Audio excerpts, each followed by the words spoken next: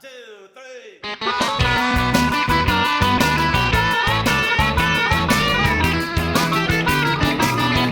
Let's go. I love to see the temple.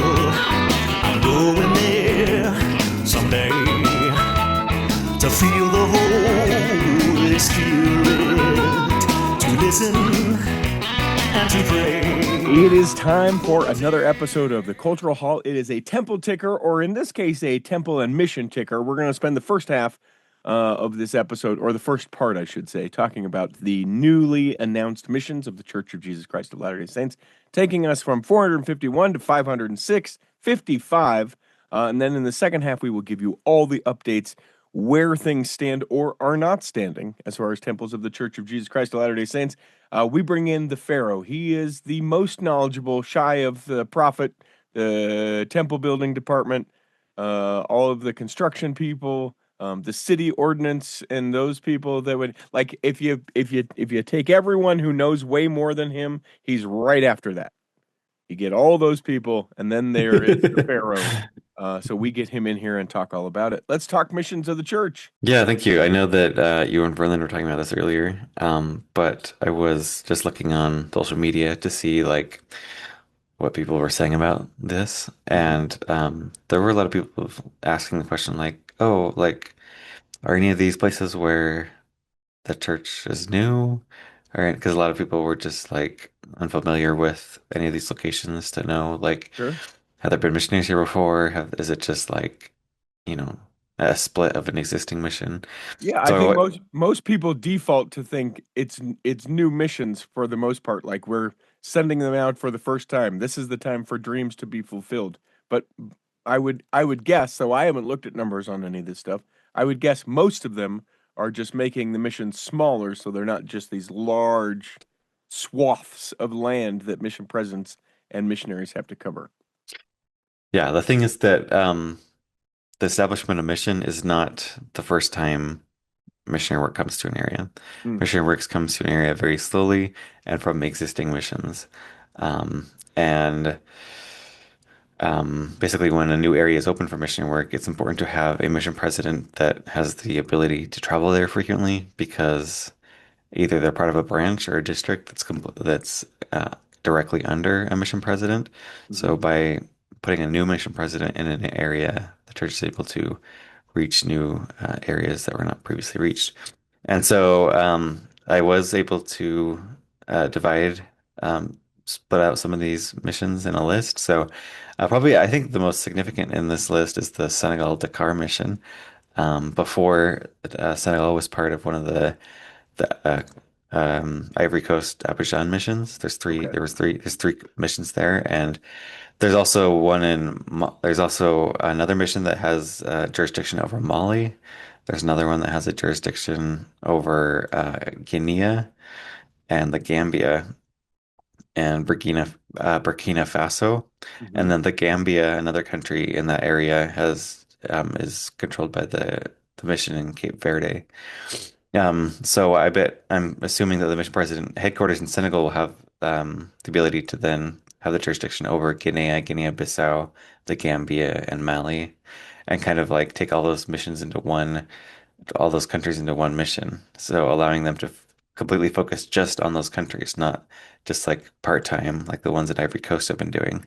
Sure. So I think that has the biggest, I guess, potential for new church growth for places that have never had a church presence, and these countries are mostly Muslim majority as well. The other ones that are countries that haven't had missions before, Malawi, which is splitting from Zambia, and then Togo, which is splitting from the Benin and Togo mission, and then the Solomon Islands in the Pacific have been previously in the mission with Papua New Guinea. So that's there's only one district of congregations in the Solomon Islands, so that's big to have their own mission there. Huge, and to your point, kind of like it shows the like I can't help but feel like missionary work will be better because if you think of just like country to country, let's lay it over our Americanism, right? Or even our state to state. when you're preaching the gospel to a Texan or you're preaching the gospel to uh, an an Arkansan. Hmm.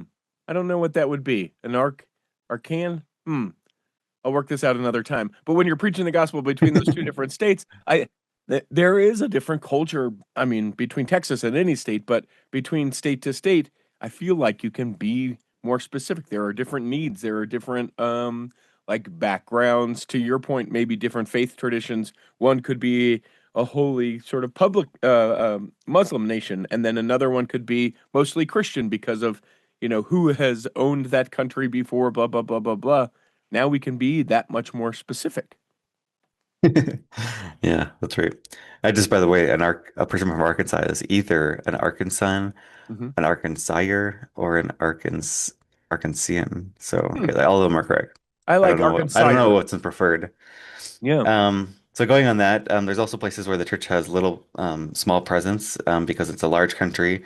So these countries are getting second missions. Mongolia, Angola, Uganda, and Liberia are all places where the church is relatively small already, only have one mission. And so splitting these countries into two missions, they're also going to be able to free up the mission president to visit more places in far-flung areas, and basically supervise missionaries in those areas. The big one's Mongolia, where there's only two stakes, Mm. and somehow they're going to fit two missions in there. So Yeah. that's big. Well, and now they got a temple, right? Or getting a temple. They are getting a temple. Yeah. Yeah. Okay. So now Um, you have it broken out into new missions outside large urban areas and less reached by the church. yeah, this is big because these areas are getting at missions headquartered in places that are outside these places called centers of strength, which is a policy typically used by the church to grow the church. Hmm. And having a mission outside of those centers really allows a lot more attention to those rural areas that don't have a lot of large church presence. So there's going to be a new one in the DRC, and a place I can't even pronounce, that Mwene-Ditu, I guess. It's way in the center of the Democratic Republic of Congo, which you think about the Democratic Republic of Congo as a place where there's lots of church members, but it's such a big country that there's so many areas of the country that still haven't had any presence by the church. Well, So that's big. Also, Kenya, Mozambique, Ivory Coast, Ghana are all going to have South Africa mhm. are all going to have places that have new missions, and then the mission in Cape Verde, those island nations off the coast, is also going to have a second mission, which is a big deal. And then going out of Africa, the two missions in Papua New Guinea are going to split into two, both of them, one in Daru and one in Madang. And then growing even more, the Philippines are going to go up to like 31 missions. These five missions that are being organized are in, yeah, a lot more rural towns. The one like in Puerto Princesa is an island way off the coast, a lot further away from the rest of the Philippines. And so there's only like one stake and a couple districts there. So that's big to have their own mission as well. And then in South America, Peru Tacna and Uruguay Salto are another ones that are going to be more outside of the big city.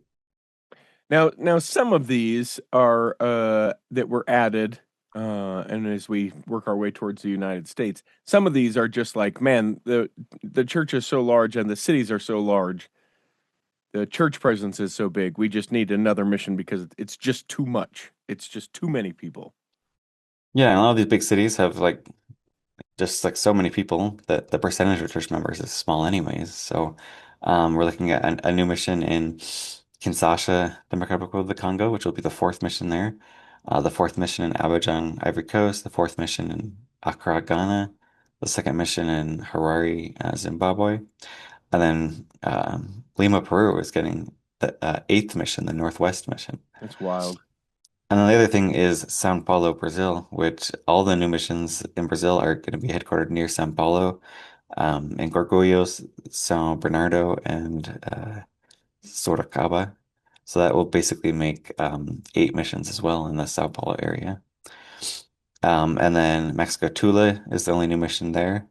It's going to be splitting from Mexico City North, which basically makes it so there's about eight missions in the Mexico City area.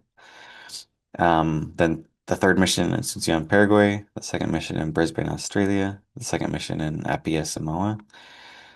So yeah, just large areas where the church does have a big presence, but they'll have even more presence with another mission. Where I saw the most rejoicing by people on social media was the reopening of old missions. Like, oh, my mission that used to exist didn't exist for a long time and now it's coming back. And there are just a small handful of those. Yeah, I think the biggest one that was a surprise to me is the Athens Greece mission, or the Greece Athens mission. Probably the church has had the most unsuccessful time of any country in Greece. Mm, In the decades the church has been established in Greece, there's only two branches. mm. There might be a few groups that I'm not aware of, but um, I think it will probably include the country of Cyprus, which has a district, and I think 4 or 5 branches as well. So it's big because it got combined with Bulgaria a few years back, and you got to assume that a mission president like they really need to focus in either country, either Yep, Greece or either Bulgaria, because the language there is just so different. How are you going to supervise missionaries right. learning different languages like that? So I guess it's nice that Athens is split again from there. What's really interesting to me is Madrid, Spain East. There's already 2 missions in Madrid, Spain, and this will be a third. And there's only a total of 3 stakes in the city of Madrid. And so it's weird that all 3 mission headquarters are going to be in Madrid. You'll Hmm. probably have one like going to the north of the country, one to the east, the Valencia area, and then one to the south, which is the Seville, Malaga area. Which I don't know why they just didn't reopen the Spain Malaga mission, but I guess they wanted it headquartered in Madrid as They well. didn't ask you. That's why. That's why they did it that way. Had they would have known to go there. And then the ones in Canada, Oh, also. first, the one in Toulouse, France, is also closed a few years ago, and basically opening a Paris South mission is kind of like reopening that country. Hmm. The one in Canada, Halifax, was combined with Montreal a couple years ago. It's just such a huge, like probably bigger than the state of Texas, and so like Take that, having that Texas. missions having Michigan split again from the Montreal mission is good. And then Toronto will be split into East and West like it was like a decade ago. Okay. And then we get to the United States, and some of these I think were kind of interesting just to note how many missions there are and where things are sort of broken off. So let's go there. Yeah, kind of following the pattern of the ones from outside the country. There'll be the enlarged metro areas, the Dallas, Texas North, which is the 5th mission in the DFW, Houston North, which is the 4th mission in the Houston area, San Antonio South, second mission there, and then a big surprise to many, probably one of the biggest surprises to me in the United States is the Missouri Kansas City mission. Why is Do we it so know? surprising? Because there's already a mission headquartered in Independence, Missouri. There's been one Mm, there for a long time. okay. Um, there's only, let's see, 1, 2, 3, 4, 5, 6, 7, 8. There's only 8 stakes in the Kansas City area. So having a split like that, I think is notable. Hmm. Okay. Okay. Discontinued or relocated missions that are reopening in the United States. Yeah, Mississippi Jackson is reopening again, splitting from New Orleans. And then Virginia Norfolk is kind of a reinstatement of the old Virginia Chesapeake mission. Arizona Phoenix East is basically the Scottsdale mission again.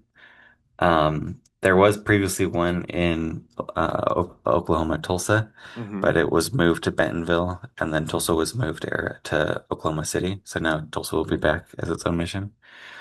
And then Southern California, it's a big deal. They're getting 3 new missions. One of them in Ontario, which there used to be a mission in Rancho Cucamonga, which is right next door.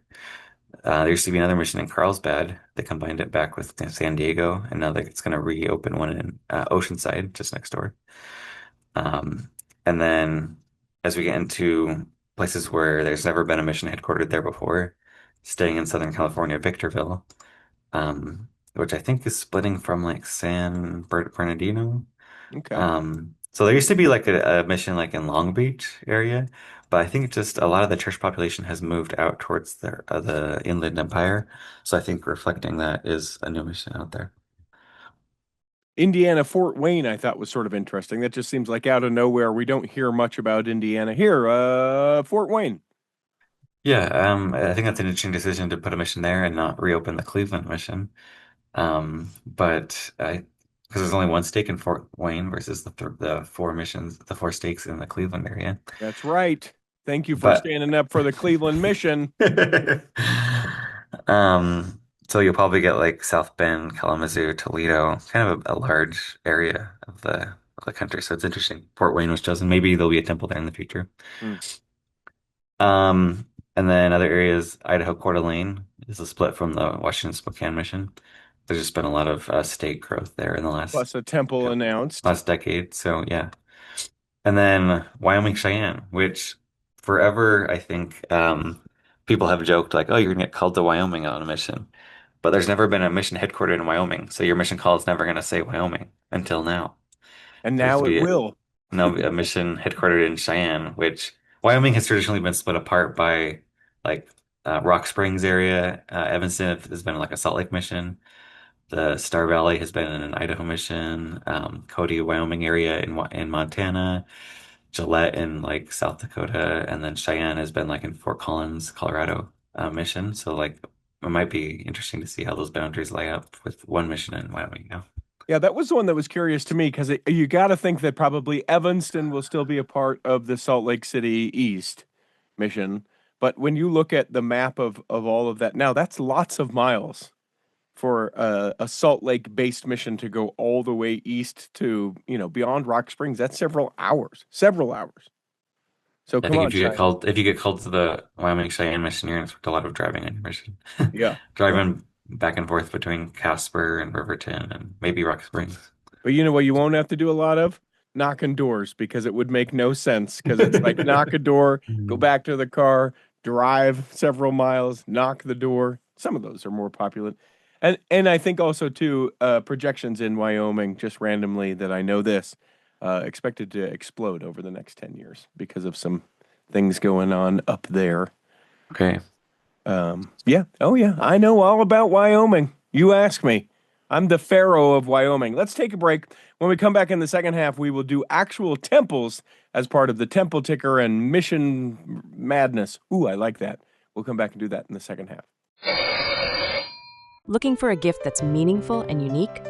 Discover the artistry of Latter-day 3D Studio, where we 3D print exquisitely detailed temple magnets, Christmas ornaments, temple ties, and more. Each item is meticulously crafted layer by layer to bring the spirit of the temple into your home.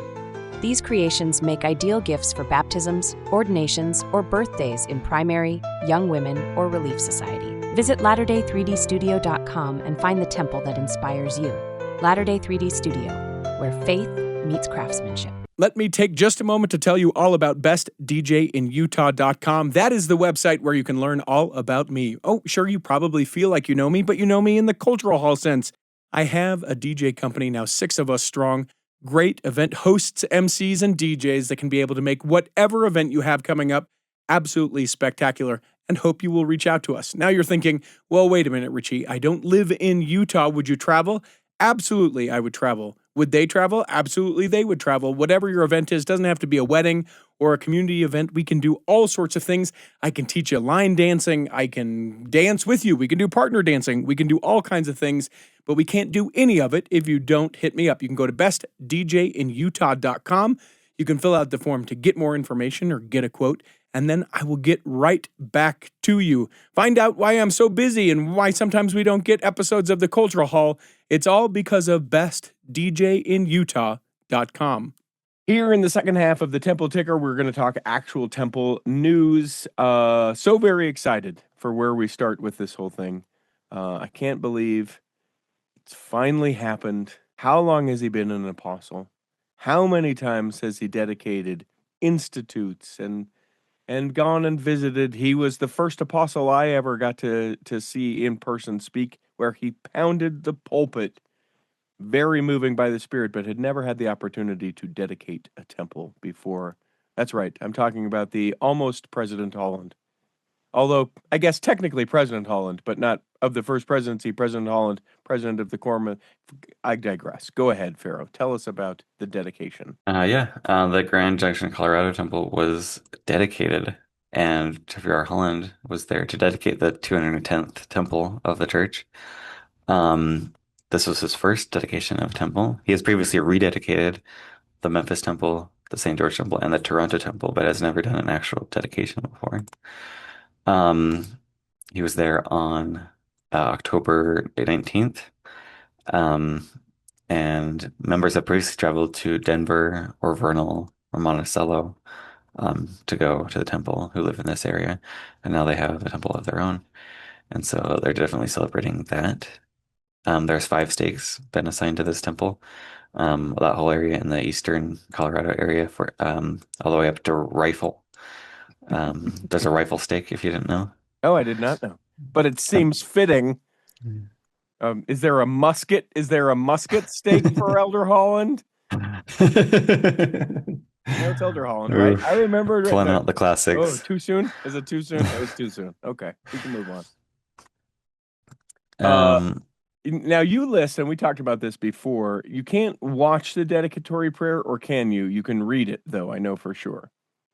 Let me read it. Okay. Yeah. I always look at the dedicatory prayer to see if there's any, I don't know, anything notable. It's, I think it's just kind of your basic, sorry.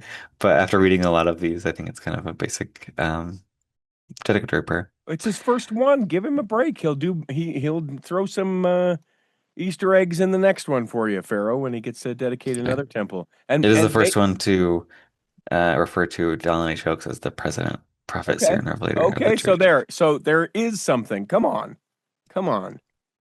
Give him credit where credit is due. Maybe Elder Holland will be the one that dedicates the Linden, Utah temple now that D. Todd is in the presidency. That'd be sad because D. Todd actually grew up in Linden. So they haven't announced who would dedicate it on March 9th. Or sorry, it'll be dedicated on May 3rd. And the media will have an open house on March 9th, followed by an open house March 12th to August 11th. This temple was announced, I think, probably about 5 years ago, 2020 time, with President Nelson. And I mean, I think it would be fitting for President Christopherson to dedicate this temple where in the basically the backyard where he grew up. Is it literally the backyard or like? No, it's not. Okay, But okay. he grew up in. They said his bio says he grew up in American Fork, Linden, Pleasant Grove area. I don't know if he like just went in between those two or where, but This will be for like young Latter-day Saint weddings. This will be a ginormous like wedding ceiling temple. I think so. Not large in size, but in quantity. There are within like 3 miles, not even 3 miles, within like 2 miles of this particular temple, there's like 6 reception centers that have all I've been been to waiting. I've been to that Wadley Farms a few times. Yeah, I'm sure yeah. that's a popular venue. Yeah, Walker Farms is another one that's right there, and there's a couple more that are coming on board because they've all said, temple, okay, so they'll have the ceremony there. Now, where do they need to party? It will be one of the busiest as far as ceilings go. And probably a good place for pictures. Yeah. But if you want to do baptisms, this is the first temple in Utah County to have 2 baptismal fonts. So if you don't want to wait as long, Head go to down to Linden. Linden. Yeah. And you said dedicated on the 3rd of May. Is that our first that is in 2026 that has been numbered? We've got a few more before that. You're shaking. Oh no, there's a few more already. There's we have Burley, Alabang, Harare, all scheduled for 2026. Before the 3rd of Before May. that. So this is scheduled to be the 215th temple of the church. Okay. All right. So groundbreakings aplenty. Let's go through those. Yeah, there was a groundbreaking in Kumasi, Ghana. The General Authority 70, Isaac K. Morrison, was there to preside over this ceremony. It's right next door to an existing chapel, so they held a lot of the ceremony in the chapel there, and then a group of VIPs, I guess, went outside to do the shovels, put the golden shovels in the dirt. Yeah, not necessary. They could have just taken the tarp and drug the dirt into the chapel and pretended to break the ground that way, but it's fine. But I think the chapel's staying. The chapel won't be Well, demolished like other chapels. my point was just they're not really breaking the ground. So if we want to keep it all indoors, just grab the end of the tarp, drag the dirt in, let everyone turn the dirt over and be like, yeah, that's what they're going to do over there. But we're not doing that here. Yeah, so this will be the second in the country of Ghana, close to the new mission in Sunyani that's going to be organized next year. So that's cool. Cape Town, South Africa. Yeah, another temple in Africa was had a groundbreaking ceremony on October 25th. Carlos A. Godoy of the area presidency there was there to preside over that ceremony. This is a long time coming. I think it was announced in 2021, Hmm. so almost 4 years, and the site for this temple was announced like a long time ago as well. Any And idea what so the hesitation has been or resistance or whatever? I don't know. I guess the media hasn't reported anything. Hmm. I've heard a rumor that it might be modular, so they're just trying to figure out how to get the modules shipped to Africa for the first Okay. time. Okay. That could happen. We'll Sure. see. I want you to know that I couldn't completely abstain from doing it, but who's a good boy? You were down there dedicating it. It took me a long time. I had to do it, but I waited so you could get through the Cape Town, South Africa. That was on October 25th.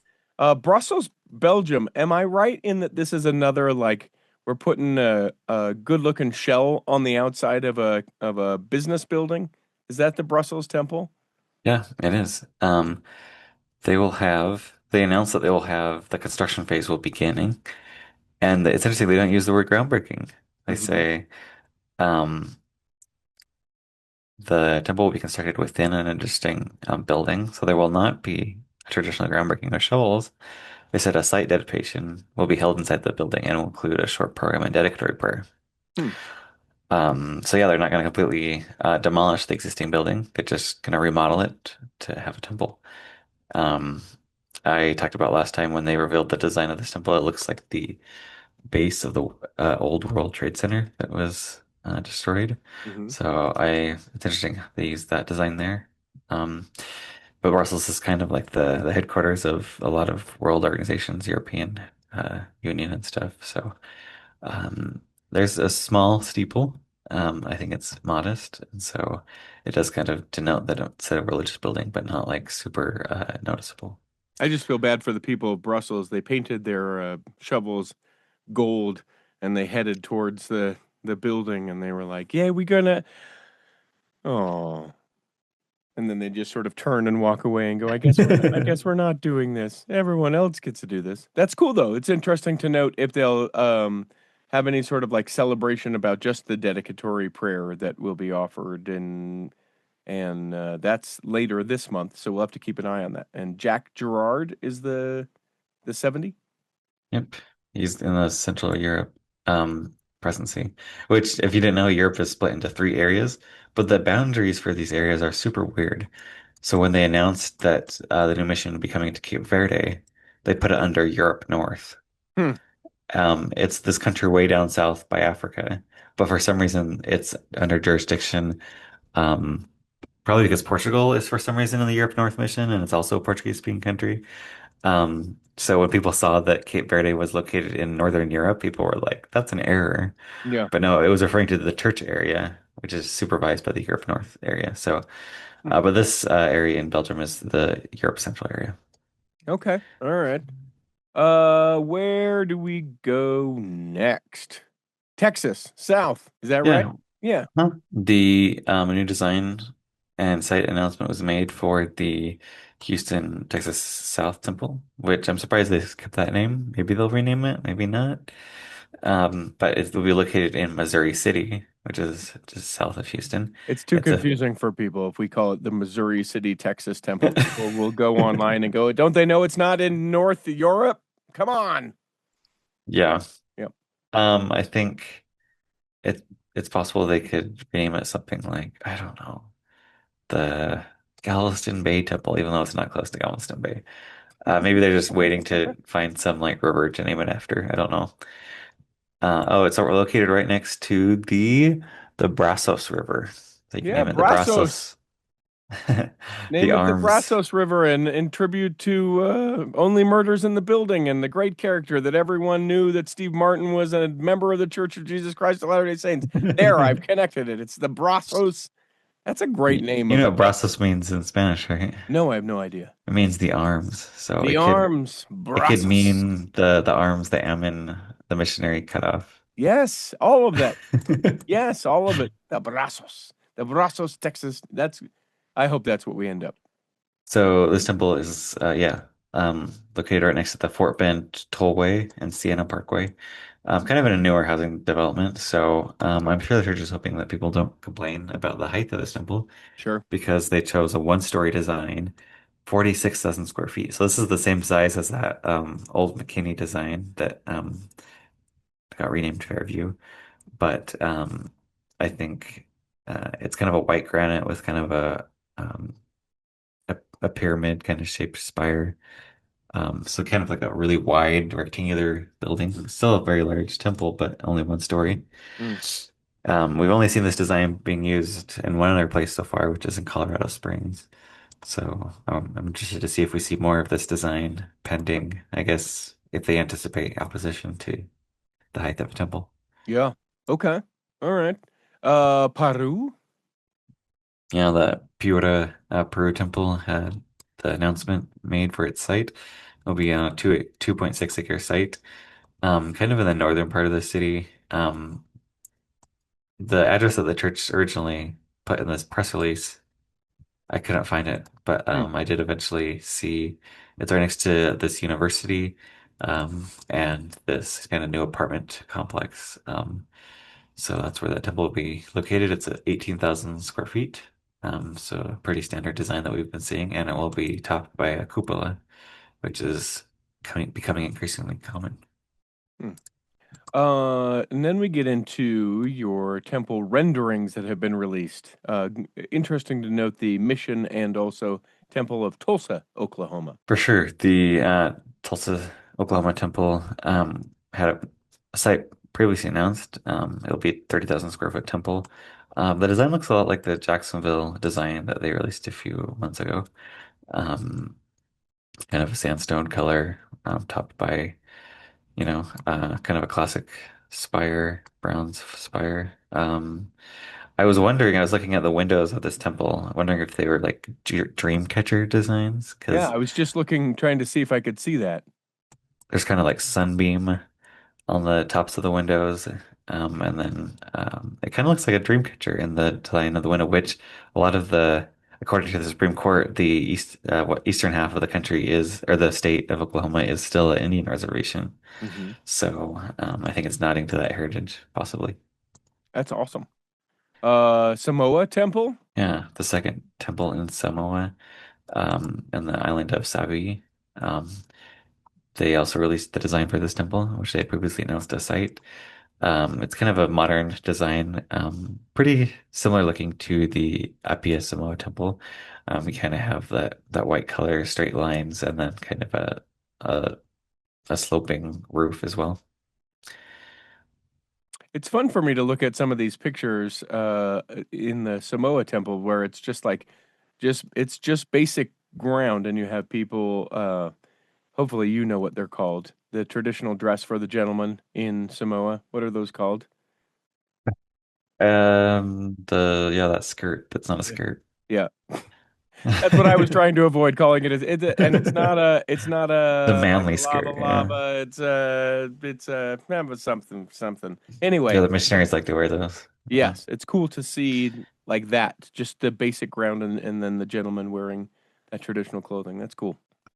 So then after Samoa, we get into some new matrons and presidents that have been called to new and renovated temples. Let's bust through these. If there's anything of note, draw our attention to it. Yeah, these are t three new temples that are should be dedicated in 2026. That's the Torreon, Mexico temple. Um, they are also live and are from Torreon, Mexico. So this temple is coming close to completion. Um, I think the last name is Ibarra. And then the San Luis Potosí temple, which is not too far away in Mexico. They will also be have a new temple presidency, the Romeros. They're from the aviation ward in the San Luis Potosí stake. And then Willamette Valley, Oregon. The Stevens will be the temple president and matron there. Um, they're from the High Desert Ward in the Bend, Oregon stake.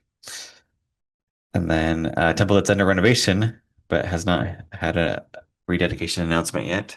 San Diego, the Whitakers from the Oso Oro ward in the Murrieta, California stake. They will be the temple matron and president there. So Hmm. a lot of these temples will probably have dedication announcements soon. And also, it's pretty much it is more the exception than the rule at this point to have a temple matron and president that aren't from the particular area, right? It is very rare that we would have someone that would be the temple matron and president that isn't from that particular place. Yeah, I think they're doing a lot better job at finding people from the temple district. Well, church is bigger. Give them a little slack there, pal. We started with 6 people in a church in a cabin.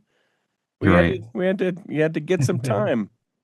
Well, like for example, like a decade ago when the new temple in Tijuana was announced, the son of Gordon B. Hinckley was decided to be that president. Hmm. So I mean, I'm sure they were great.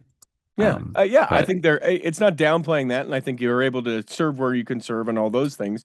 But I think ideally, the people that know the area, it's the same with like mission presidents for the area, right? You would hope to have a native, Spanish speaker for a Mexico mission, right? Rather than elder and sister, Christensen from the Linden, whatever. I don't know. It seems to me that maybe that's just my yeah, bias. certainly. And these gentlemen were stake presidents in the area in the past, so they know the area pretty well. They have Yeah, a lot of and know the connections, saints and can know the have all people. the connections. Yes, yes. That's all I was trying to say. I just said it sloppily. Construction updates. Let's go there. Yeah, the first one is that the Osaka Japan Temple, it's going to be on the site of a university, and they're right now demolishing those university buildings. So that means that there'll probably be in the next few months a groundbreaking announced once they clear the site. That's a big step there. And if you want to see some of this, all these things that we've been talking about, there are pictures of each of these sites and the different things. Man, that's a lot of backhoes just pulling those buildings apart. Jeez, jeez. That'll be a cool place for a temple, though. Right up there, it's sort of on what looks like a little, maybe like a berm or a hill above. That's cool. Excited to see what it looks like. Yeah. Uh, we talked about this before, but there's going to be a new faith and learning center in Preston, England, on the site of the temple. This has been identified as a place where youth can gather for the Strength of Youth programs in the summer. Apparently, they're going to have an auditorium which seats 754 people, a cafeteria, classrooms, recreation centers, a sleeping area for 554 beds. So the town council recently approved this uh, complex, I guess you'd You say, know on the what grounds I of the heard? temple. You know what I heard? Tell me. Similar to how you can go and spend a semester in Jerusalem, it's going to become the BYU England Center, and you're going to be able to go and learn about the early days of the church in England and see the different places. That's what I heard. That would be a big deal. Yeah. I Technically, would that's have. what I heard. Is it what you heard? It's just rumors. It's It's just just rumors. rumors. There's already a BYU London Center, so it's very possible. But yeah, I bet youth from all over Europe will be going to this place every summer, so that would be big. The next one, as we look towards the Yorba Linda Temple, I thought this was a hilarious headline, and I'm sorry that I'm not mature enough to be able to just recognize like the spiritual aspect of this. But the headline, this from LDS Living, is "Amazing Temple Cake Help Builds Spiritual Momentum in California," and I don't know why I thought that was so funny. Yeah, the stake there in I think it's in Anaheim. This year for a stake activity, they basically got made a cake model of the new Yorba Linda California temple, which will probably be dedicated next year. So yeah, just getting people excited about the temple by making a cake about it. They used 444 eggs Mm. and 112 cake mixes to do that, which is big. It's symbolic because we think about going to the temple, but what we should be thinking about is making the temple come inside of us. And we can really show that when we partake of the temple in cake form. I I'm hope sure it is. that you could be a that could be a general conference talk. Of course, let's do it. Let's do it. Let's see. Where do we go next? There's so many like little things about this. Las Vegas. Yeah, even though there's no new Moroni, we're still taking care of the old one. Las Vegas got a new gold gilded Angel Moroni, just so it doesn't get dull, I guess. Yeah, you don't want a dull Moroni. Heber Valley, this is big. Yeah, we learned previously that the courts put a halt on the construction of this temple. They said, yeah, the courts said, yeah, you have the go ahead. The church went ahead, yeah, we're starting. And the Supreme Court said, actually, just wait until the Supreme Court hears it. Because we don't want to have a thing where like we have to reverse the decision and then you have to demolish everything. So we're just gonna go ahead and hear the case in December, which is the news that the Supreme Court of Utah will hear the case. Notably, a former uh, of course, a former member of the Supreme Court is now the president of the church. Hmm. So it would be interesting to see if like he gets involved in that at all. He steps up. He's like, "I'll be first chair here. I've kept my certification up. I'm. Can you imagine? Imagine if they had, yeah, Dallin Oaks lawyer Yeah. come to the stand. We understand you may have personal interest in this. Let's waive that for just a moment. I just need to talk about the legal. Okay, and then Bakersfield. Yeah, they had a scoping meeting there. What is We've that? heard. What is a scoping meeting? I think it has to do with California environmental law. Oh, okay. But basically, it's to kind of alert the property owners and public about it. Previously, we heard some protest about this, that it was too high, have lights, all the same protests. But it said that out of the 38 people that attended, only one person spoke negatively about the steeple height and lighting. Hmm. So, I guess not a strong enough outcry to probably warrant a redesign of this. Hmm. But they hope for the environmental review to be done in the spring of 2026. Lehigh. People playing in the dirt out in Lehigh. Yeah, they're excavating the site, making it, I guess, flat. But they're building this huge retaining wall right next to the homes there. So making sure that, I guess, the temple site is flat, not too hilly, so you don't have to climb up to get to the temple. You can easily walk there without too much of a hike. But it is it's located on the Traverse Mountain area, so it's a really sloped site. So it is necessary to kind of level it out to have a building that size sit on there.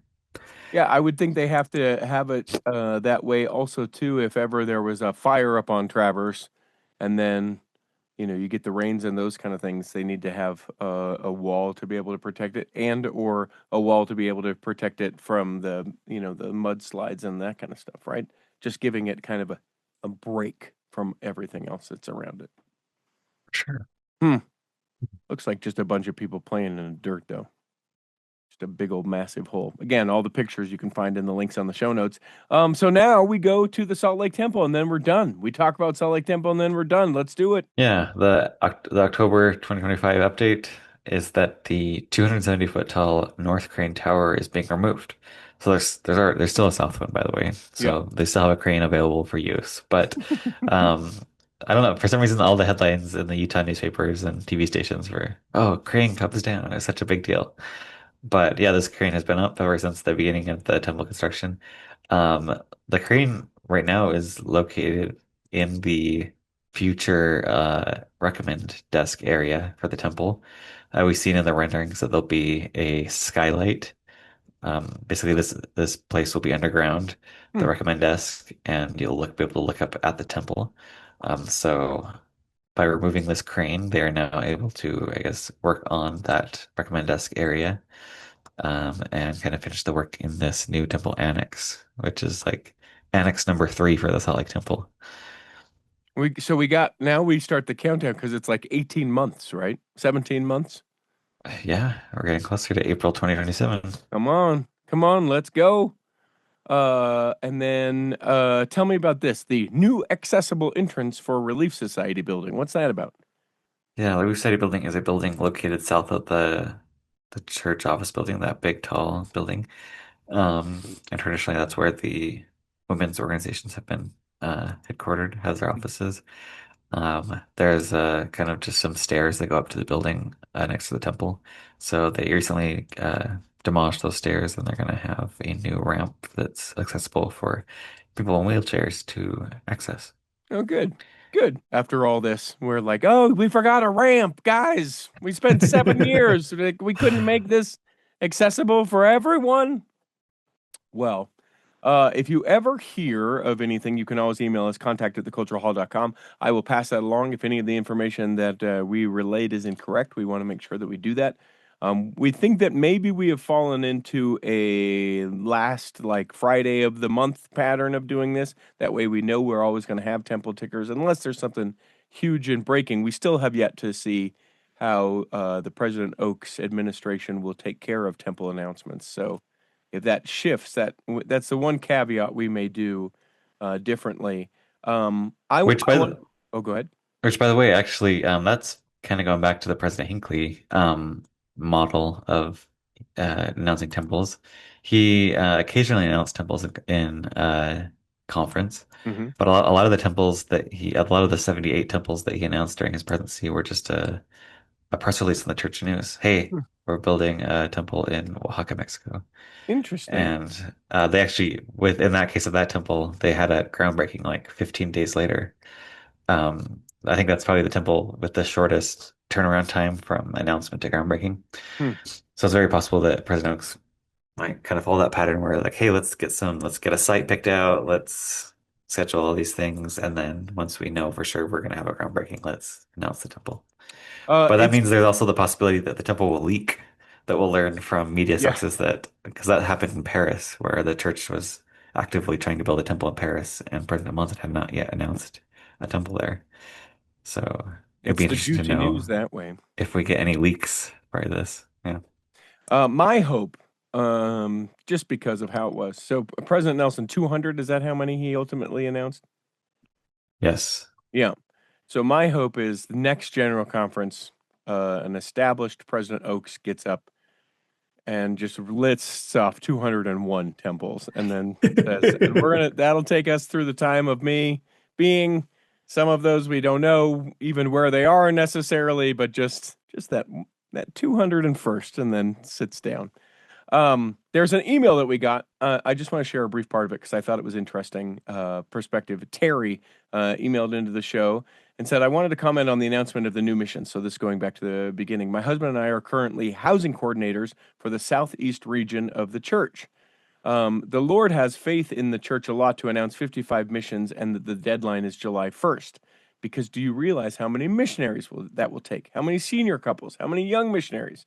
Our office has 3 couples to work in the office: one housing couple, one finance, one secretary, one vehicle coordinator, and one health advisor. That's 6 times 55, or 330. Our mission is losing 5 couples in April, and so far only one is coming in. So, estimating the need for even 5 couples, 5 times 55 equals 275, and young missionaries, even 50 per mission, is 2,750. There's a lot of math in this, but I love this email. That is 55 mission offices, 55 mission homes with all the desks, chairs, furniture, etc. for each of those. We have over 50 apartments in our mission, so just guessing for 35 apartments by July 1st for all those missions. 35 times 55 is 1,925. It may be that some apartments are already available from the current missions, but each apartment we need cooking equipment, beds, desks, chairs, dishes. Someone somewhere will be doing all this work quietly in the background, preparing for the opening of July 1st. Just thought it was an interesting discussion to think about the work that is going to be needed to prepare for the July 1st deadline. Keep up the great work, Sister T. And I just think, yeah, it is a huge undertaking. For sure. Also, to add some math to this, something I forgot to mention was that when I was a missionary in 2015, there was 416 missions. Roughly, there's about the same number that are going to be out now. That back then it was one mission per 202 missionaries. Bringing it up to 506 missions now is going to make it so that there's one mission for 166 missionaries. So it's interesting to note that I guess having more missions means that there'll be more missions or be less missionaries per mission, which in a kind of, I think, in an era where I think missionaries need probably deserve more supervision and just emotional support. It's good that there'll be those resources dedicated to them. Yeah.